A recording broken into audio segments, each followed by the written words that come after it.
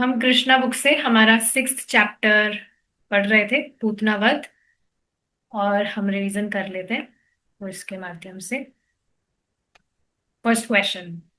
पूतना ने बालक कृष्ण को मारने का प्रयास कैसे किया और भगवान ने उसका वध किस प्रकार किया? संध्या माता जी, आप बताना चाहेंगे?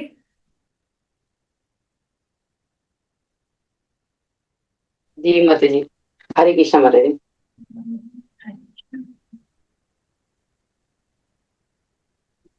पूतना ने बालक कृष्ण को मारने का प्रयास कैसे किया और भगवान ने उसका वध किस प्रकार किया? हरे कृष्णा माता जी। हम्म। माता जी वो इसने बताइए। माता जी वो इसने अपने स्तनों पे जहर लगा लिया था, जिसे भगवान को पिलाने के लिए आई थी। और भगवान ने उसका जहर को पी लिया, जिससे कि विचलित होके उसको दर्द होके ना खत्म हो गई। हम्म। तो बेसिकली वो भगवान को स्तनपान कराने आई थी, लेकिन वो जहर पिलाने आई थी और भगवान ने बहुत जोर से उसका स्तनपान किया था, जिससे उसको बहुत पीड़ा हुई और उसके कारण उसने अपना देह त्याग दिया था। ठीक है। पूतना के मरने के बाद उसका वास्तविक रूप कैसा दिखाई दिया और उसे देखकर गोकुलवासी कैसे प्रभावित हुए? वो भयानक लग रही थी। वो 12 मील लंबी थी उसकी बॉडी। और उसकी जांघें नदियां की तरह लग रही थी। आई एम सॉरी, पर सच यही है। यही लिखा था उसमें। हाँ मुझे हाँ, और सही बता सारे रहे, नहीं याद। वो सही बता वो रहे। सब भयभीत भयभीत हो गए थे वो सब। और बस डिटेल उसका नहीं याद मुझे। भयभीत हो गए थे और मतलब उन्होंने सोचा था कि हमने तो सोचा था ये तो साक्षात लक्ष्मी है, लेकिन ये तो इतनी सुंदर स्त्री के रूप में एक राक्षसी थी। तो मतलब इस तरह से थोड़े भयभीत हो गए थे सब। ठीक है। पूतना वध के बाद माता यशोदा, रोहिणी और अन्य गोपियों ने कृष्ण की रक्षा के लिए कौन कौन से शुद्धिकरण और मंगलमय अनुष्ठान किए?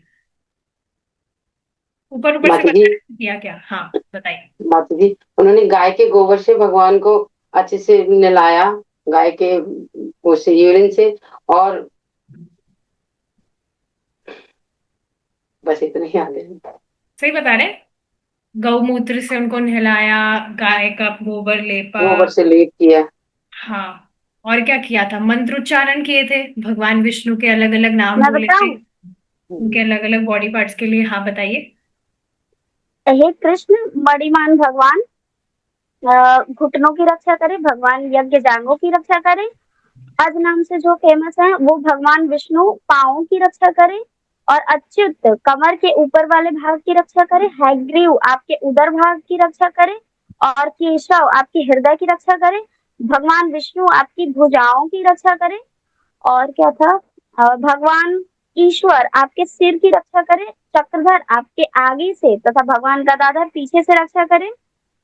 हाँ, मुझे इतने याद है। ऋषिकेश आपकी समस्त इंद्रियों की रक्षा करे।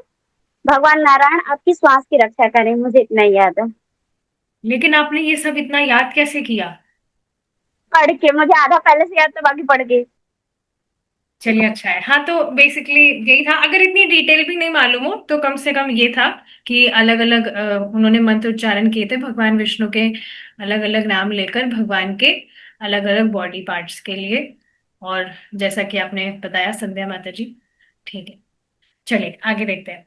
इस प्रसंग से गाय के महत्व और वैदिक संस्कृति में उसके स्थान के बारे में क्या शिक्षा मिलती है? प्रिय शर्मा माता जी, आप बताइए। फिर से बताती हरे हूँ कृष्ण। क्वेश्चन। हाँ, बताइए। हाँ, क्वेश्चन रिपीट कर दीजिए। हमने अभी इससे पहले आप जब आए थे तो ऊपर क्वेश्चन था कि माता यशोदा ने किस तरह से भगवान की रक्षा के लिए क्या क्या शुद्धिकरण वगैरह किया था। तो अब इस प्रसंग से गाय के महत्व और वैदिक संस्कृति में उसके स्थान के बारे में क्या शिक्षा मिलती है, गाय के विषय में? गाय गाय एक पूजनीय पशु है, क्योंकि माना ऐसा माना जाता है कि अगर गाय की पूंछ से अगर बच्चे की नजर उतारो तो वो नजर उतर जाती है, और इसीलिए शायद भगवान उनसे बहुत प्रेम करते हैं। मैंने एक उसमें सुना था, एक लेक्चर में, कि गाय को भक्त वत्स वत्सल कहा जाता है, और ये गुण भगवान ने गाय से प्राप्त करा है, भक्त वत्सल का। क्योंकि गाय के जब बच्चा होता है तो वो मतलब पूरा ब्लड और उसमें सना हुआ होता है, तो वो उसे अपने बच्चे के पास किसी को आने भी नहीं देती, और वो गाय नॉन वेज खाती भी नहीं है, फिर भी अपने बच्चे को चाट चाट के पूरी तरह से साफ कर देती है। इतना प्रेम होता है उसे अपने बच्चे से। इसीलिए भगवान को भी बताया गया है कि वो भी भगवान जो अपने भक्तों से इतना प्रेम करते हैं कि उनके अवगुणों पर वो कोई ध्यान ही नहीं देते। ये बात तो आपने सही बताई है, लेकिन ये बात ठीक नहीं है कि भगवान ने गाय से गुण लिया है। भगवान तो हाँ, नहीं, उस लेक्चर मतलब, में ऐसे बताया था। हाँ लेकिन मतलब हाँ, भगवान हाँ, भगवान को भगवान किसी से तो ज्ञान लेने सर्व की जरूरत समय नहीं है, भगवान तो ज्ञान में है। तो ठीक है, कोई बात नहीं, हो जाता है। हाँ, और इसके अलावा हमने देखा था कि जो गाय है वो बहुत ही ज्यादा महत्वपूर्ण पशु इसलिए भी है क्योंकि अ, गाय तो भगवान को बहुत प्रिय है। उसके अलावा गाय की कोई भी व्यक्ति पूजा करता है या उसको स्पर्श करने मात्र से या उसको सिर्फ देखने मात्र से भी जीव का शुद्धिकरण होता है। तो 33 गाय, करोड़ देवी देवताएं भी तो निवास करते हैं गाय के हाँ, अंदर। समस्त देवी देवता उसमें निवास करती हैं, करते हैं। तो गाय बहुत महत्वपूर्ण है। ठीक है ना, लास्ट क्वेश्चन। भगवान विष्णु के नामों का कीर्तन तथा गायों का आश्रय लेने से यशोदा मैया कृष्ण की रक्षा क्यों करना चाहती थी और इससे हमें क्या सीख मिलती है? ये क्वेश्चन बताएंगी अनीता माता जी। यस, बताइए माता जी।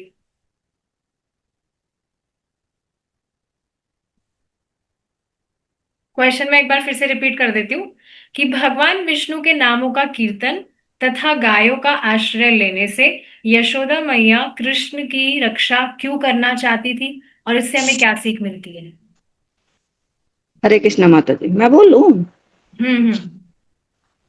वो चूंकि उन्होंने कृष्ण भगवान को राक्षसी ने छुआ था, इसलिए सारे वो उनका अकबई नजर ना वो ना लगे, मतलब उसका कोई वो ना हुआ, उनका क्या कहते हैं उसे, कोई उन्हें दुख ना हो आगे चल के, तो उनका सब उन्हें पवित्र करना चाहती है,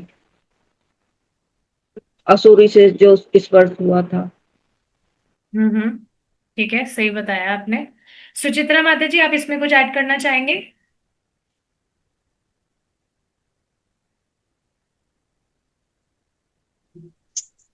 या और कोई ऐड कुछ करना चाहेंगे तो कर सकते हैं। हरे कृष्णा। हरे कृष्ण। यशोदा मैया ने जब जब भगवान को पूतना के द्वारा बलपूर्वक ले जाया गया, तो उस तरह से वो सारे जो गांव वासी थे, गोकुल वासी थे, वो बहुत ही बुरी तरह से डर गए थे, और गोपियां और यशोदा मैया भगवान की विभिन्न नामों की स्तुतियां करके कृष्ण की रक्षा की प्रार्थना करने लगी, और गाय की भी गाय से भी स्तुति करने लगी कि वो इनकी रक्षा करे। प्रत्येक अंग के लिए भगवान के एक एक नाम का उच्चारण करके उनकी प्रार्थना कर रही थी, मतलब उनकी रक्षा की प्रार्थना करने लगी।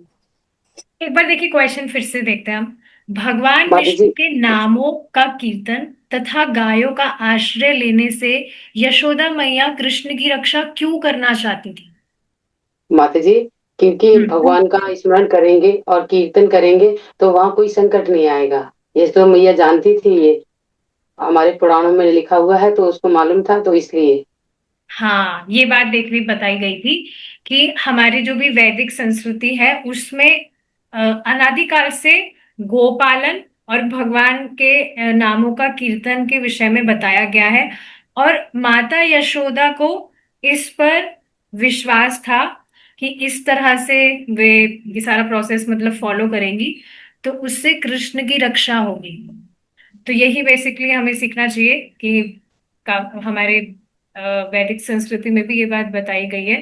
तो जैसा यशोदा मैया अपने आचरण से हमें ये सब कुछ करके बता रही है, हालांकि भगवान कृष्ण तो स्वयं भगवान है, पर फिर भी वो इस तरह से मंत्रोच्चारण कर रही हैं और गाय, मतलब गाय से रिलेटेड भगवान का जो भी शुद्धिकरण वगैरह कर रही है, तो वो सब उनके आचरण से हमें भी सीखना चाहिए, ये बात बताई गई।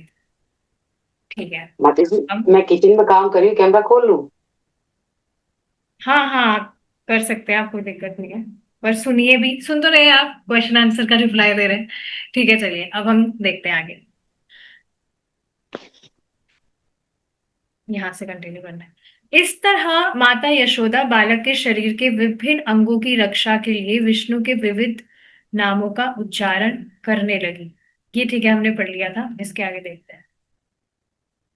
वृंदावन की व्यसक गोपियां कृष्ण के प्रेम में इतना लीन थी कि वे कृष्ण को हर तरह से बचाना चाहती थी, यद्यपि उन्हें इसकी आवश्यकता न थी, क्योंकि उन्होंने अपने को पहले से ही सुरक्षित कर रखा था।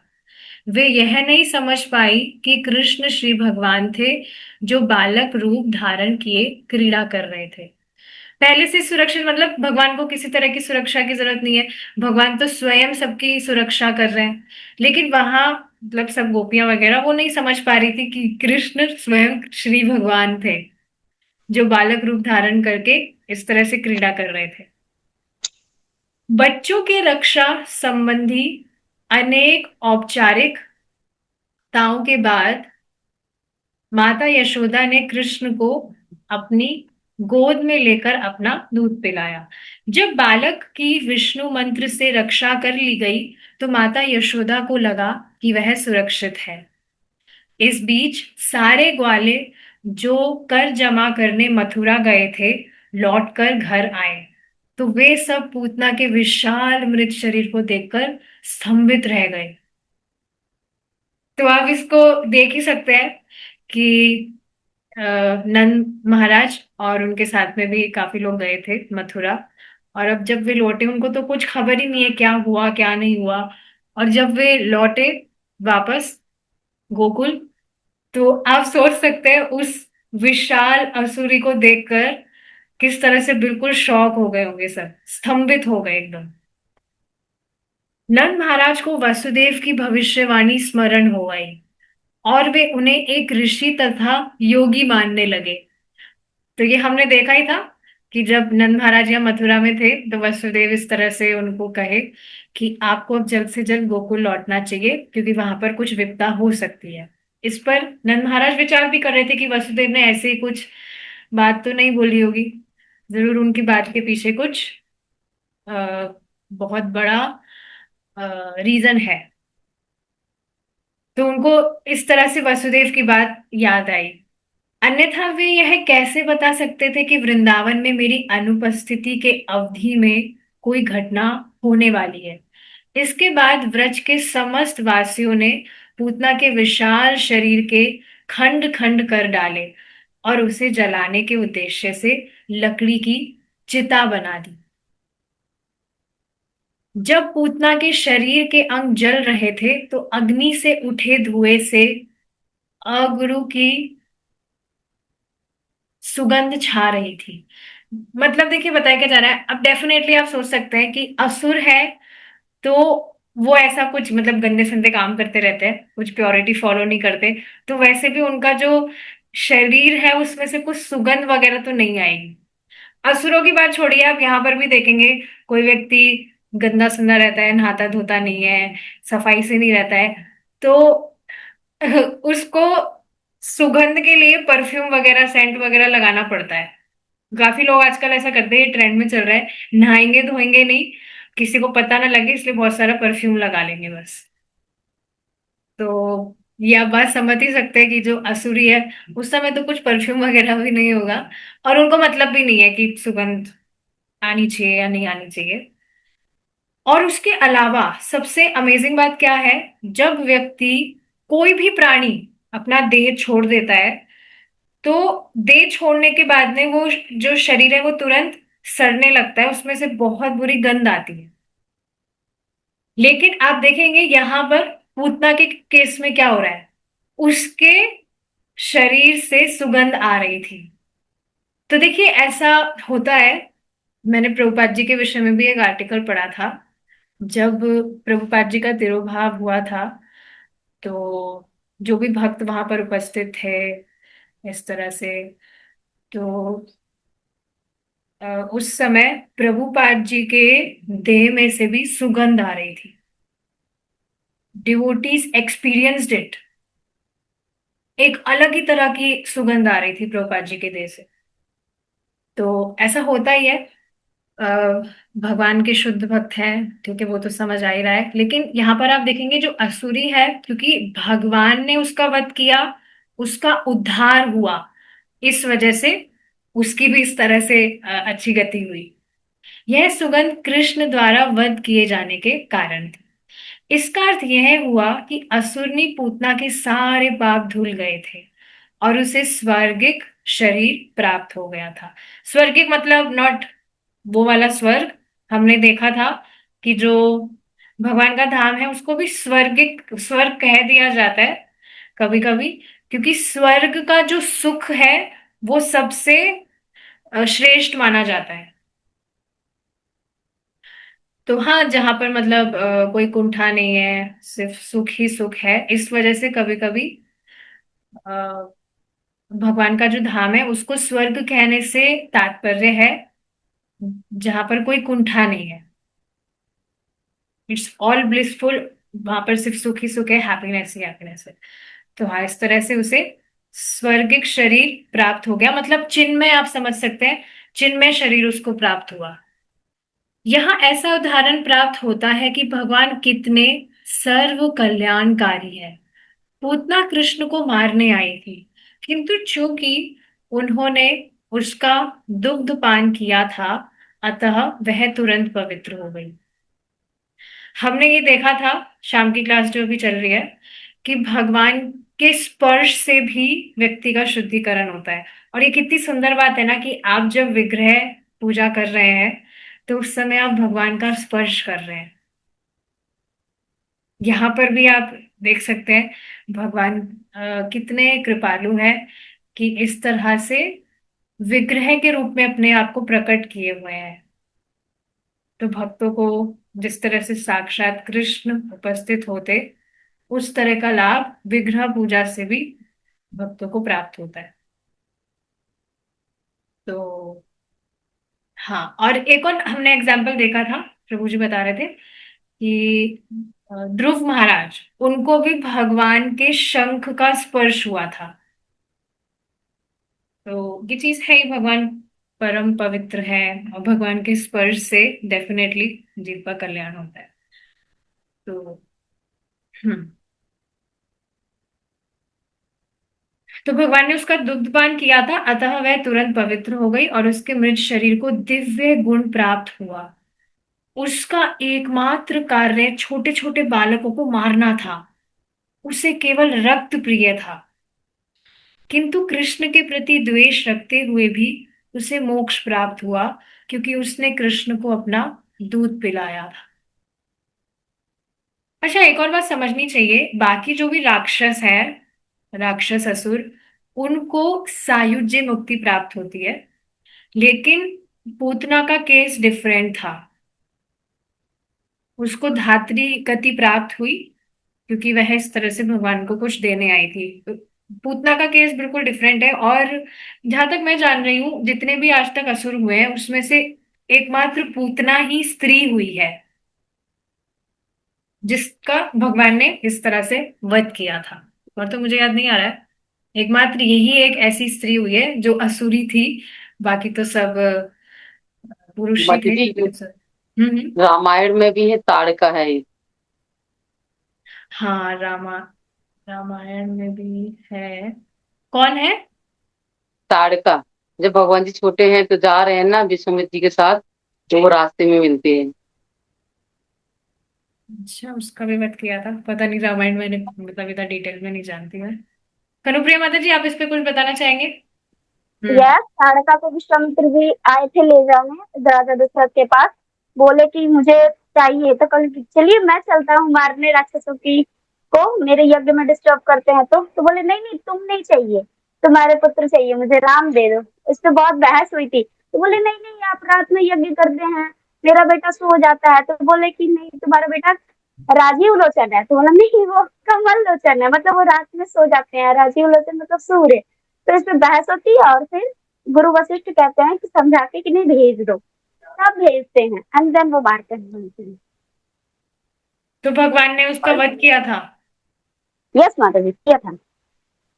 वो क्या है जमीन पे दिख लीजिए। हाँ माता जी किया था, किया ठीक था। ठीक है, ठीक है। तो ठीक है, उसके विषय में मुझे इतना मालूम नहीं है। बट एक और चीज देखिए, हम पढ़ते हैं कि भगवान के जो अन्य अवतार हैं वे हैं स्वयं भगवान ही। राम जी की बात नहीं कर रही मैं, बाकी भगवान के जो भी एक्सपेंशंस हैं उनकी मैं बात कर रही हूँ। तो जब उनके द्वारा असुरों का वध होता है तो उनको मतलब जैसे भगवान कृष्ण से वध के द्वारा जैसे उसको गति प्राप्त होती है, वैसे भगवान के जो अन्य अवतार हैं उनके द्वारा नहीं होती। ये पॉइंट भी एक था जो प्रभु जी ने बताया था।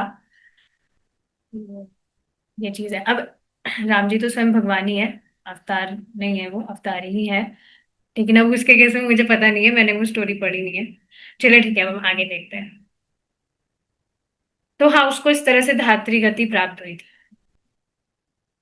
तो उसको मोक्ष प्राप्त हुआ क्योंकि उसने कृष्ण को अपना दूध पिलाया था। अतः उन लोगों के विषय में क्या कहा जाए जो माता के रूप में कृष्ण को अत्यंत प्रिय है और जो अत्यंत प्रेम पूर्वक सदा उनकी सेवा करते हैं, जो हर जीव के परमात्मा है और पूर्ण पुरुषोत्तम भगवान है।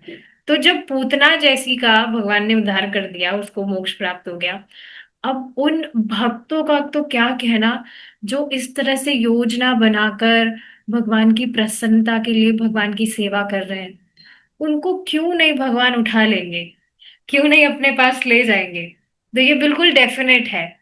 ये सारे देखिए एग्जाम्पल इसलिए भी दिए जाते हैं कि भाई जब निम्न से निम्न व्यक्ति का, जीवात्मा का, जीवात्मा मतलब जो भी वो योनि प्राप्त थी उसको, उसके कारण उसका जब उद्धार हो गया, तो फिर जो भक्त है जो योजना बनाकर भगवान की भक्ति कर रहा है उसका तो कहना ही क्या। जब अनजाने में ही कोई व्यक्ति इस तरह से कुछ भक्ति कर दिया, हालांकि ये तो भक्ति थी भी नहीं, पर भगवान ने इसको सर्विस ही मानी उसकी कि वो कुछ मेरे को देना चाहती है। और अजामिल का केस हम देखते हैं, बहुत सारे ऐसे केस हैं जिसमें जाने अनजाने में उन्होंने कुछ भक्ति कर दी, कुछ भगवान को जिससे भगवान प्रसन्न हो जाए ऐसा कुछ कर दिया, तब भगवान ने उनका उद्धार कर दिया। अब जो योजना बनाकर भगवान को प्रसन्न करने का प्रयास कर रहे हैं, प्रेम पूर्वक उनकी सेवा कर रहे हैं, वे भगवान के पास में लौटेंगे, उनको भगवान का प्रेम प्राप्त होगा, इसमें तो कुछ संदेह की बात ही नहीं है। तो ये सारी चीजें बहुत एनकरेजिंग होती है। इससे यह निष्कर्ष निकला कि भगवान की सेवा में लगाई गई अल्प शक्ति भी अपार दिव्य लाभ प्रदान करने वाली है। इसकी व्याख्या भगवत गीता में की गई है। स्वल्पम अप्यस्य धर्मस्य त्रायते महतो भयात्। कृष्ण चेतना में की गई भक्ति इतनी दिव्य है कि जाने अनजाने कृष्ण की थोड़ी सी भी सेवा से बड़ा लाभ प्राप्त होता है। भगवान की सेवा या भगवान के भक्तों की भी उसने जाने अनजाने में कुछ सेवा कर दी, तब भी उससे उसका उद्धार होता है। देखिए सबसे अच्छी बात तो यही है कि व्यक्ति उसको भक्तों का संग प्राप्त हो जाए और वो भगवान की योजना बनाकर भक्ति करने लगे। सबसे अच्छी बात तो यही है। इस तरह से डायरेक्ट कृपा प्राप्त करने के चक्कर में नहीं रहना चाहिए। इस पर एक महाराज बता रहे थे शायद कि जैसे किसी राक्षस का ही भगवान ने इस तरह से डायरेक्ट वध कर दिया और उसको तो कुछ मेहनत भी नहीं करनी पड़ी, वो ऐसे ही डायरेक्ट चला गया भगवान के पास में, मतलब सायुज्य जी मुक्ति उसको प्राप्त हो गई, मोक्ष मोक्ष प्राप्त हो गया।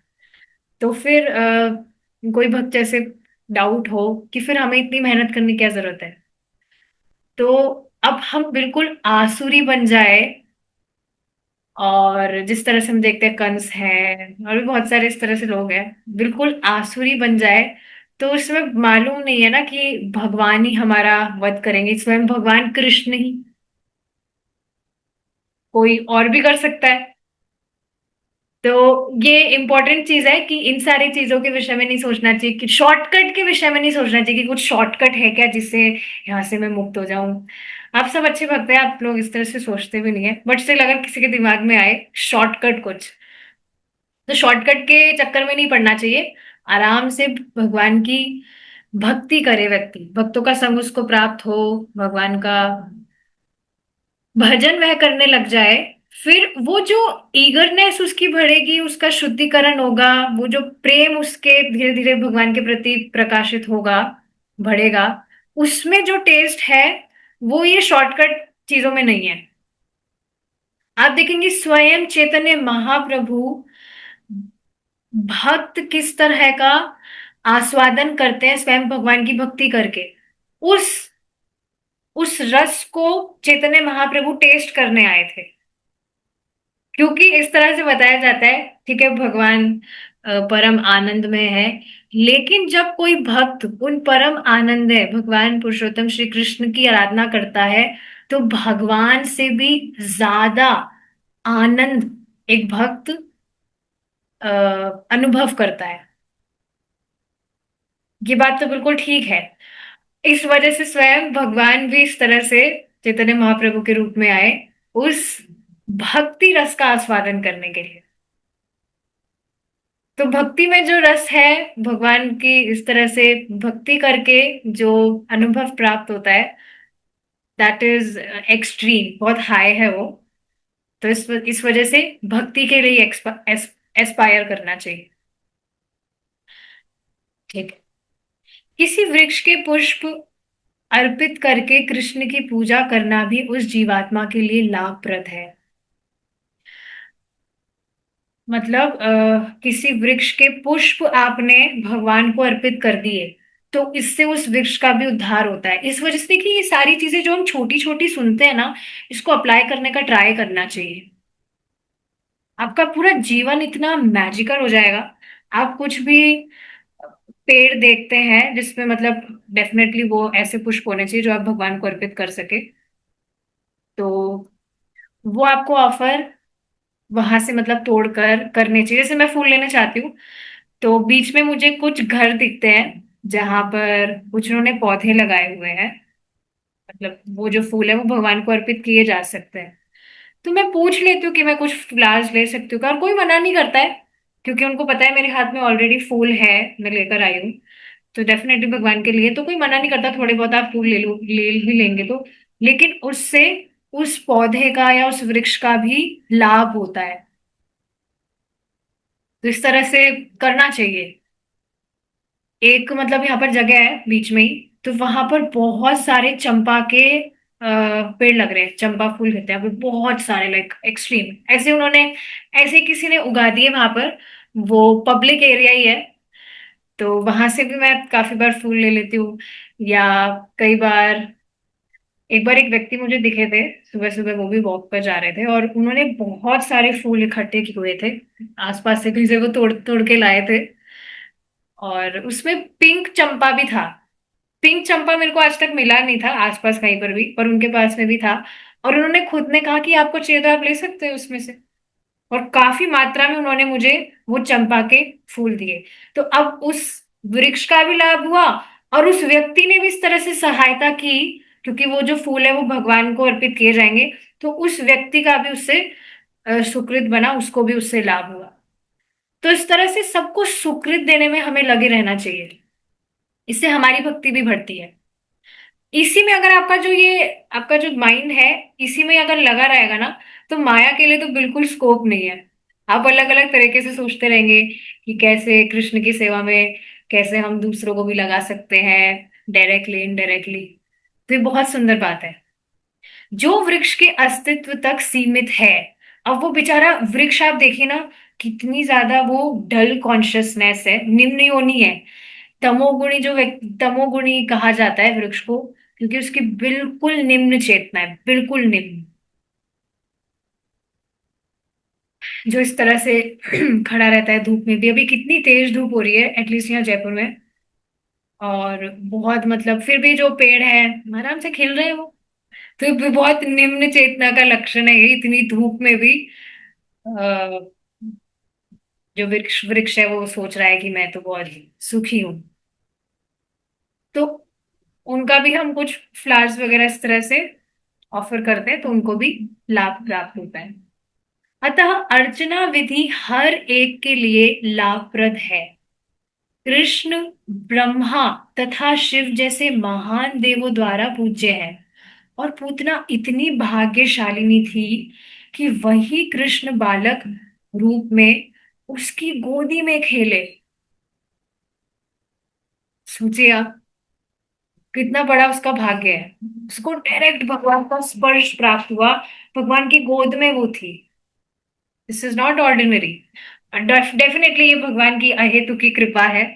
भगवान किसी में भी कभी भी कृपा कर सकते हैं और कोई भी भगवान से क्वेश्चन नहीं कर सकता भगवान आप ऐसा क्यों कर रहे हैं। श्री कृष्ण के वे और इसी प्रकार भक्त भी हैं। आप किसी के भी जीवन में हस्तक्षेप करके उसको कृष्ण का संपर्क दे सकते हैं, देना चाहिए। भगवान इससे बहुत ज्यादा प्रसन्न होते हैं। भगवान को इससे ज्यादा और कुछ भी प्रसन्न नहीं कर सकता है कि आप किसी जीवात्मा को उनकी शरण में लाएं।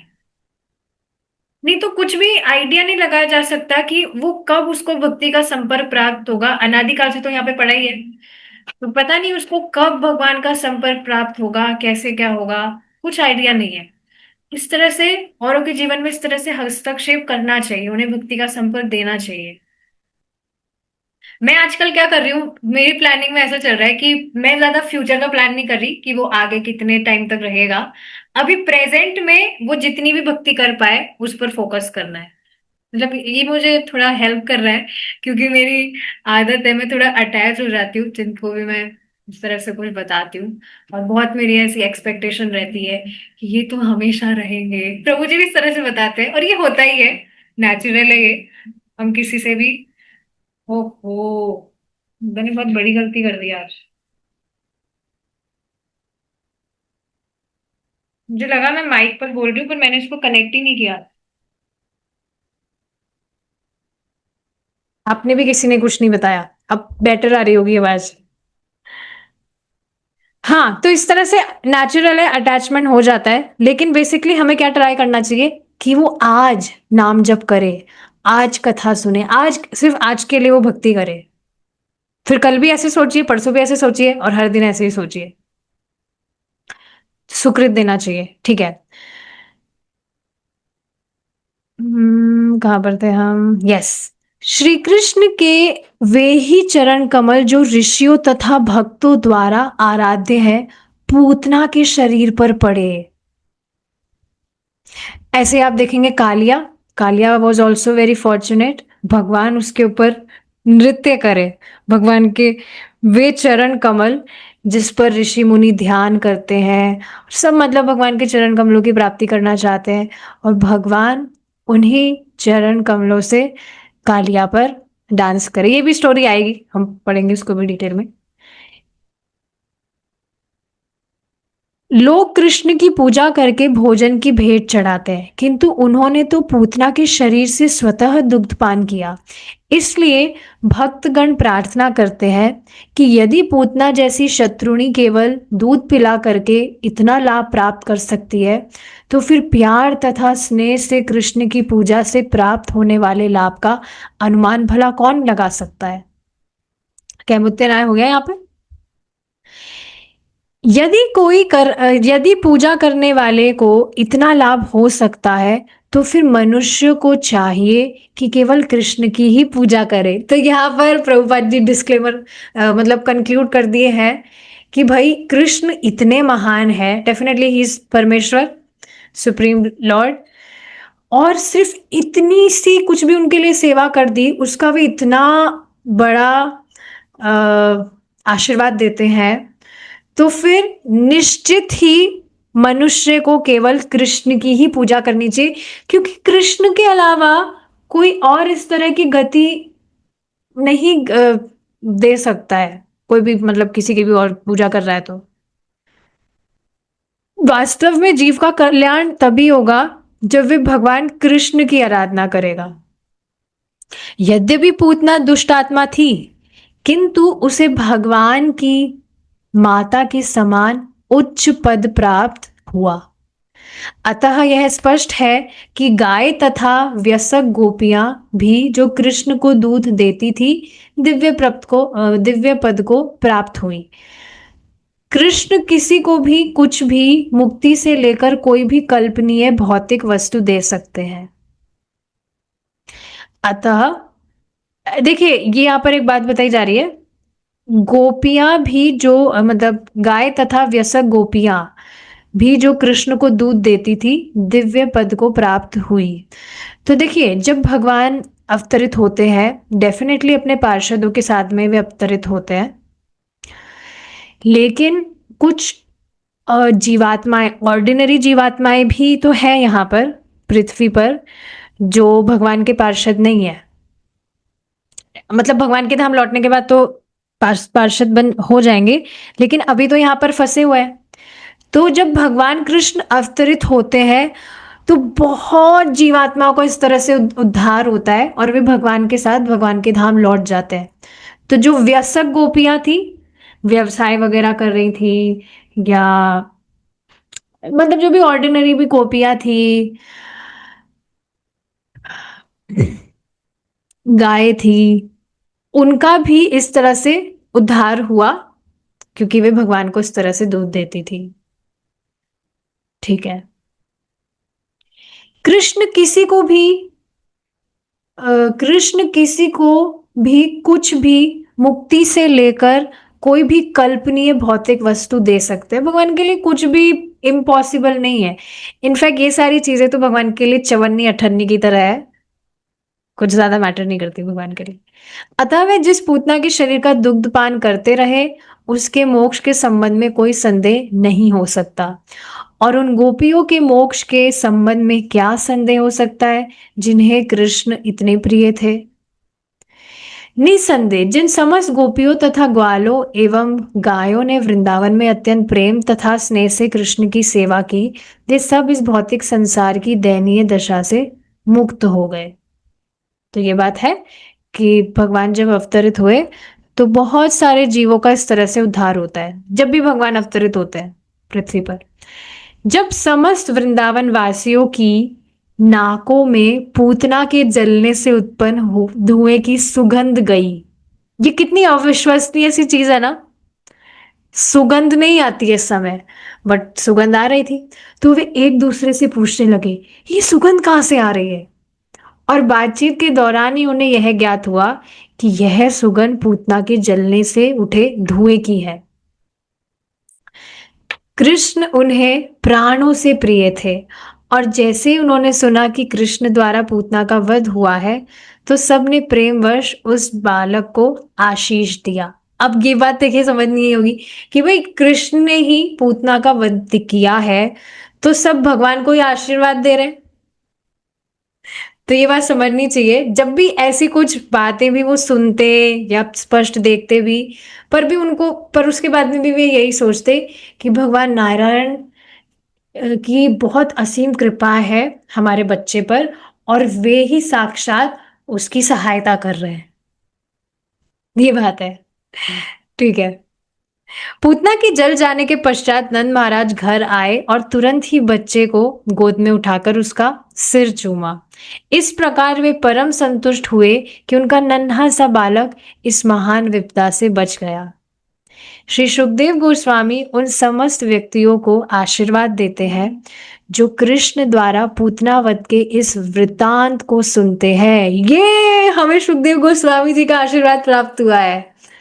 दिस इज वेरी ब्यूटीफुल, क्योंकि उन्हें निश्चय ही गोविंद के वरदान की प्राप्ति होगी। इस प्रकार लीला पुरुषोत्तम भगवान श्री कृष्ण के अंतर्गत पूतना वध नामक छठे अध्याय का भक्ति वेदांत तात्पर्य पूर्ण हुआ। तो ये अच्छी बात है, हम कृष्णा बुक पढ़ रहे हैं इस तरह से, और इस तरह से बहुत जल्द हमारी पूरी बुक हो जाएगी। बहुत अच्छा लग रहा है। तो थैंक यू सो मच। मेरी बहुत इच्छा भी थी कि कृष्णा बुक हमें स्टार्ट करनी चाहिए, और कितनी सुंदर बात है पुरुषोत्तम मंथ में हमने इसको स्टार्ट किया। So thank you so much आप सबके साथ के लिए। आप सबके माता साथ जी, की वजह से ही हम पढ़ पा रहे हैं। हाँ बताइए माता जी। माता जी वो सुगंध वाली बात बोल रहे हो ना, आप पूतना के शरीर से आ रही थी। तो भगवान का स्पर्श हो गया था। एक बार मैं ऐसे ही प्रवचन सुन रही थी, तो वो राजेंद्र प्रसाद महाराज जी है ना, तो वो बोल रहे थे बाबा के, मतलब उनके गुरु जी के बारे में। तो बोल रहे थे भगवान का उन्होंने ध्यान किया बहुत, छोटे बच्चे के रूप में। और फिर उन्होंने वैसे मतलब खिलाया भगवान को। तो भगवान तो बच्चे ही हैं, तो उन्होंने रात में उनके ऊपर पेशाब कर दी भगवान ने।